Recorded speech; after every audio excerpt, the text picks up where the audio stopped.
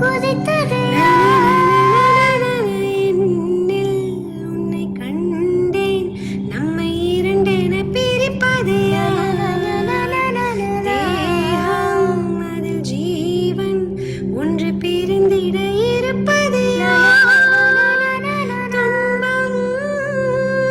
நீ கொடுக்கும் துன்பம் கூட இன்பம் ஏங்கும் நெஞ்சில் ஏக்கம் என்றும் தொடர வேண்டும் குண்டு மல்லிக்கோ